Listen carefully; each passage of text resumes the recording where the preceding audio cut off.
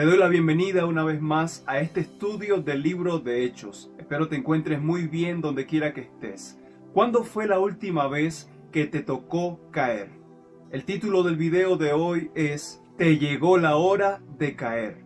Frecuentemente la palabra caer está asociada con cosas negativas, pero caer no siempre es malo. Caer incluso a veces es necesario. Piensa por un momento cuántas veces tuviste que caer antes de aprender a caminar. ¿Cuántas veces tiene que caerse un futbolista antes de anotar un gol? Caer no siempre es malo, a veces es lo mejor. ¿Qué es mejor? ¿Caerse sobre una roca de 1000 kilos y tal vez fracturarse, golpearse un poco? ¿O que esa roca de 1000 kilos caiga sobre ti? Vamos juntos a Hechos capítulo 4. En el capítulo 4 se está predicando el evangelio a los judíos. Pedro y los apóstoles están testificando acerca de Jesús, testificando acerca de la resurrección. Esto es lo que le dicen los apóstoles al pueblo judío. Versículo 11. Este Jesús es la piedra reprobada por vosotros los edificadores, la cual ha venido a ser cabeza del ángulo. Seguramente no es la primera vez que lees este texto donde se identifica a Jesús como la roca. Es un texto que aparece en diversas partes de la Biblia, empezando con el libro de Salmos, donde prácticamente se señala el ministerio futuro de Jesús. Pero la pregunta es, ¿qué significa este texto? ¿Qué significa que Jesús sea la roca? ¿Y qué significa que el pueblo judío haya desechado, haya rechazado esa roca que es Jesús? Hoy vas a descubrir si la religión que tú has estado practicando y viviendo está rechazando la roca que es Jesús o la está aceptando. Si estás cayendo sobre la roca y estás siendo quebrantado para salvación, o está la roca cayendo sobre ti para destrucción y perdición. Así que quédate en este video que va a estar muy pero muy interesante lo que vamos a descubrir hoy en la palabra de Dios. Para entender este asunto tenemos que ir armando todo el cuadro, es como un gran rompecabezas y cada versículo que vamos a leer aportará una pieza clave para entender el cuadro completo. El primer lugar donde aparece esta referencia de la roca que desecharon los edificadores es en el libro de Salmos. Pero el Señor Jesús, mientras estuvo aquí en la tierra, habló de este texto. Permíteme ahora comentarte de qué estaba hablando Jesús. Jesús contó una parábola que se llamaba la parábola de los labradores malvados. Y allí en Mateo capítulo 21, Jesús relata que hubo un hombre que plantó una viña, construyó una torre y puso a sus siervos a cultivar esta viña para que diera fruto. Pasó el tiempo y luego el dueño de la viña envió a sus siervos, a sus mayordomos, para que recogieran el fruto de aquella viña. Pero cuando los labradores vieron a los mayordomos, ¿qué hicieron? Dice Jesús que los golpearon, los mataron y los apedrearon. Jesús contó esta parábola para prácticamente ilustrar la nación de Israel. La viña es Israel, la torre representaba probablemente el templo y los mayordomos que Dios envió representan a todos esos profetas que fueron rechazados, que fueron apedreados por el pueblo judío en su rebeldía. Y dice que el dueño de la viña decidió finalmente enviar a su propio hijo porque pensaba que a su hijo sí lo iban a escuchar, sí lo iban a respetar. Pero lo que hicieron los labradores fue rechazarlo y matarlo. Básicamente Jesús está resumiendo en una parábola la historia de la rebeldía del pueblo de Israel. Caída tras caída, Dios los restauraba y ellos se apartaban y se rebelaban. Dios los perdonaba y ellos una y otra vez cometían pecados. Incluso podemos ver los grandes hombres de Dios del Antiguo Testamento como Abraham, como Noé, como David, como Salomón y muchos otros más, hombres que eran de Dios pero constantemente cometieron errores, demostraron ser incapaces en obedecer de manera perfecta los requerimientos de Dios. Ahora Dios envía a su Hijo con la esperanza de que este pueblo totalmente rebelde escuche a su Hijo, lo acepte y sea salvo a través de él y su sacrificio. Los fallos del pueblo de Dios y de los hombres de Dios solamente puedes llegar a una conclusión. El ser humano sin Cristo está totalmente perdido. Es curioso porque hoy en día hay personas que creen que guardan los mandamientos de Dios. Creen que guardan todo lo que Dios ha pedido. Creen que son parte de un grupo, un pueblo especial que es el único pueblo verdaderamente fiel a Dios. Y cuando tú les indagas cuánto tiempo haces que guardas perfectamente la ley de Dios o los requerimientos de Dios, dicen no, lo importante es intentarlo, lo importante es tratar, lo importante es enseñar a guardar todo. Es gracioso, apreciado amigo, porque cuando usted estudia la Biblia, usted entiende una cosa: a Dios no se le satisface con intenciones o con casi lo guardo todo, no. La justicia perfecta de Dios requiere del ser humano una vida perfecta. No intentos, no intenciones, no simplemente lo que yo creo pero no necesariamente lo vivo, no. Porque un solo fallo a los requerimientos de Dios nos lleva inevitablemente a la condenación. Pero insistimos, hay personas que se dan golpe de pecho y dicen: yo sí guardo los mandamientos de Dios, yo soy parte del pueblo remanente que guarda todas las cosas. ¿Es en serio?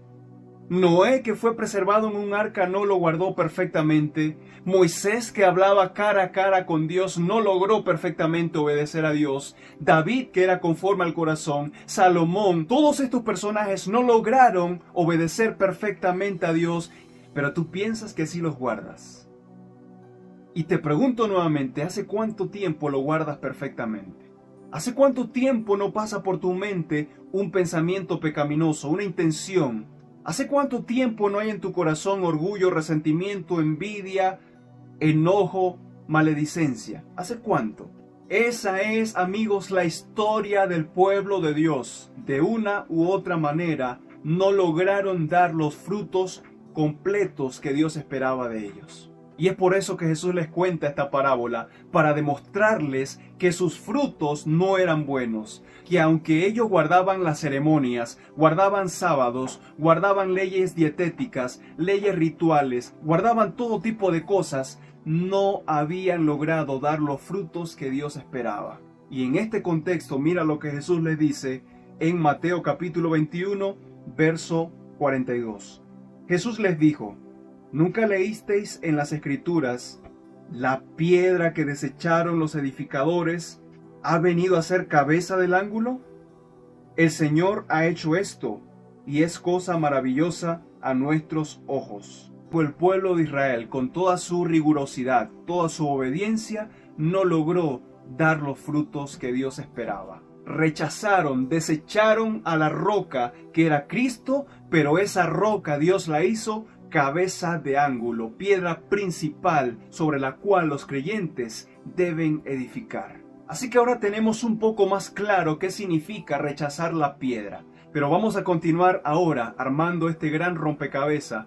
Vamos ahora a 1 de Pedro capítulo 2. Capítulo 2, verso 4. Acercaos a él, piedra viva, desechada ciertamente por los hombres, mas para Dios escogida y preciosa. Versículo 6. Por lo cual también contiene la Escritura: he aquí pongo en Sión la piedra principal del ángulo, escogida preciosa. Y mira lo que dice ahora: y el que creyere en él no será avergonzado. Ahora entendemos que esta piedra está relacionada con creer.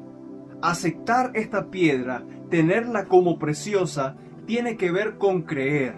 Y el que creyere en él, dice la Biblia, no será ¿qué? No será avergonzado. Por lo tanto, ¿cuál fue el gran pecado del pueblo de Israel? El pecado no simplemente era haber desobedecido, quebrantado los requerimientos de Dios. El pecado mayor fue no creer en el único medio de salvación por el cual ellos podían agradar por completo a Dios. El pecado fue rechazar el sacrificio sustitutorio del pecador. El problema del ser humano no es los errores y pecados que comete que lo llevan a la condenación y a la muerte. El gran pecado de la humanidad será rechazar el único medio de salvación, que es Jesús, y no permitir que el sacrificio y la justicia de Dios sea implantada en el pecador. para que cuando Dios te vea a ti imperfecto, defectuoso, no te vea a ti, sino que Dios vea la justicia de Jesús cubriendo tus pecados. Solo la justicia de Jesús puede presentarnos perfectos delante del Padre. Porque tú puedes obedecer 1001 regla, pero siempre serás imperfecto tratando de obedecer a Dios. Por más que lo intentes, siempre vas a fallar en uno u otro punto, aún en el pensamiento. Por lo tanto, si dependiera de tu obediencia, de tu justicia y de tus obras, vivirías totalmente sin esperanza, vivirías frustrado, vivirías sin paz y vivirías en condenación. Y eso fue precisamente lo que le pasó al pueblo de Israel. Vamos al libro de Hechos nuevamente, capítulo 4, y vamos a leer el texto con que iniciamos, versículo 11. Este Jesús es la piedra reprobada por los edificadores, la cual ha venido a ser cabeza del ángulo. Dijimos, ¿qué significa eso? El mismo texto nos responde, versículo 12. Y en ningún otro hay salvación, porque no hay otro nombre dado bajo el cielo a los hombres en que podamos ser salvos. ¿Qué significa entonces que Jesús sea la roca? ¿Qué significa entonces rechazar a la roca como lo hizo el pueblo de Israel? ¿Qué significa que la roca caiga sobre ti y te destruya? ¿Sabes lo que significa? Significa practicar una religión donde Jesús no es el centro. Practicar una religión donde las obras están puestas por delante de Jesús, donde constantemente te están hablando de obras, de méritos, de obediencia, y donde Jesús está siendo desplazado, donde prácticamente se está desplazando a Jesús como el único método de salvación, la única forma de entrar al cielo. Y cuando se habla de este tema, frecuentemente se dice, bueno, primero tú aceptas a Cristo, Él te salva por gracia, te salva por la fe, pero luego Él te conduce a cumplir una serie de obras.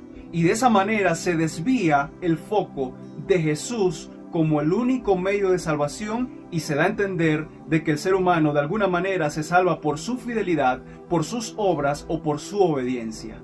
El problema, amigo, es que Pablo establece claramente que es por gracia o es por obra, no puede ser por las dos.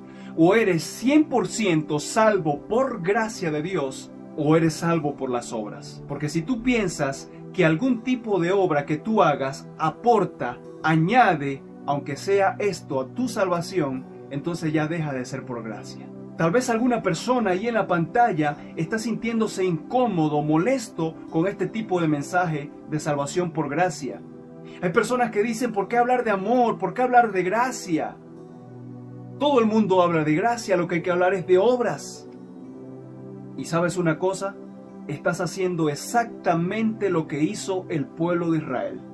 Estás rechazando a Cristo y estrellándote con Él tan ciertamente como lo hizo el pueblo de Israel.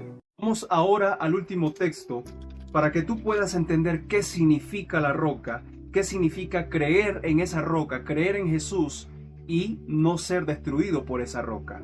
Lo encontramos en Romanos capítulo 9. Y apreciado hermano, no coma cuento. No dejen que le vendan la salvación. No deje que nadie le diga y le interprete la Biblia a su antojo. Vaya usted directamente a la fuente. Lea la Biblia por sí mismo. Lea el libro de Romanos completo. Estúdielo. Estudie la carta de Gálatas y permítase usted ser libre y entender la Biblia como debe ser entendida y no que otro le diga cómo debe entenderla. Entonces Pablo ahora en el libro de Romanos capítulo 9 nos va a explicar de manera clara y directa qué significa la roca, qué significa rechazarla, qué significa aceptarla. Vamos a ver. ¿Qué pues diremos?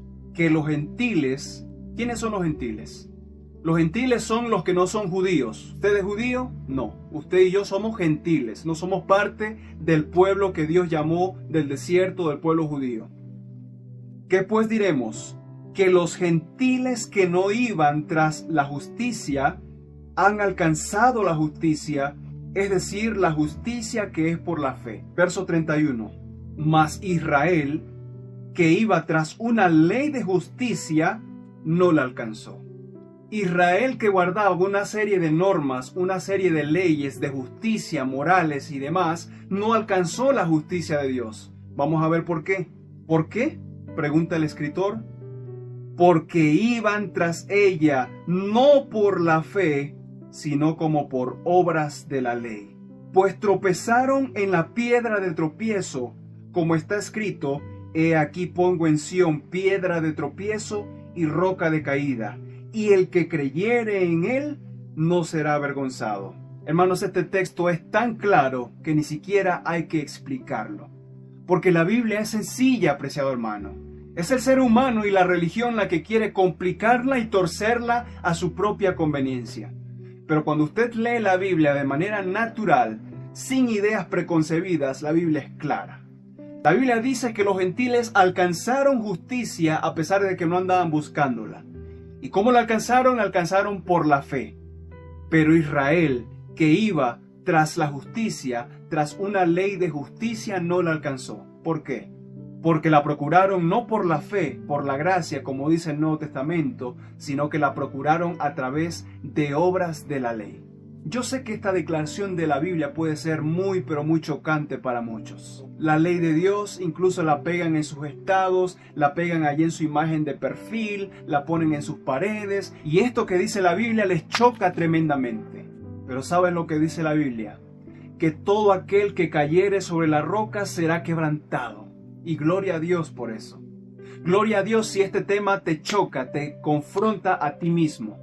Gloria a Dios si hay dolor en tu corazón, pero que ese dolor te lleve al arrepentimiento, te lleve a aceptar a Jesús por la fe completamente y te ayude a entender que solamente a través de Jesús podemos entrar en el reino de los cielos. Ha llegado la hora de caer sobre la roca y ser quebrantado. Ha llegado la hora de entender que no hay forma alguna de conseguir el favor de Dios sino a través de Cristo. Y eso no significa que el que ha nacido de nuevo y conoce a Cristo vive de cualquier manera. No, la Biblia también habla de eso. Y tal vez en otro momento hablemos de las obras y del comportamiento de un verdadero cristiano. Pero en ningún sentido la salvación tiene dos remos. Con un remo está el remo de la fe en Jesús, y con el otro remo, el remo de las obras, y compraste el terrible engaño de que tu salvación pende de un hilo, y ese hilo se llaman tus obras. Identifica en tu alrededor y en la religión que tú practicas cuánto enfatiza esa religión las obras de obediencia, los méritos y la parte humana. Sea observador, mire lo que hay a su alrededor. Si en un púlpito donde se predica la palabra de Dios a todos los creyentes, lo que hay al frente del púlpito son las dos tablas de la ley y no una cruz de Cristo, usted preocúpese. Y usted puede decir, bueno, pero es que la cruz tiene un origen pagano, que la cruz significa tal cosa, que la Biblia habla en contra de las imágenes, está bien. Pero si vas a tener una visión negativa de una imagen, de un símbolo, entonces no pongas ninguno. Pero es lamentable y revelador al mismo tiempo que hay iglesias que en sus templos no ponen una cruz en una pared, en un púlpito, en la parte frontal, pero sí tienen la ley de Dios por todas partes. Si una iglesia, entre comillas, cristiana, en su parte frontal pone las tablas de la ley y no pone una cruz de Cristo, ¿qué significa? O aún peor, pone en la parte frontal el logotipo de su denominación religiosa, ¿qué significa? Claramente está enviando un mensaje, y el mensaje es que en esta iglesia lo importante, lo principal no es Cristo. En esta iglesia no se salva a la gente por la fe y por la gracia de Dios solamente, sino que se salva por ser parte de un grupo religioso y se salva por cumplir fielmente los requerimientos que ese grupo religioso le indica. Espero que Dios te pueda bendecir, que el Espíritu Santo tome el control completo de tu vida, y que esa piedra que es Jesús, desechada por muchos sistemas religiosos, desechada por los judíos que querían establecer su justicia a través de leyes, que esa piedra que es desechada por tantas personas, para ti pueda ser preciosa y puedas aceptar a Cristo por la fe y recibir la salvación que Él te ofrece. Que Dios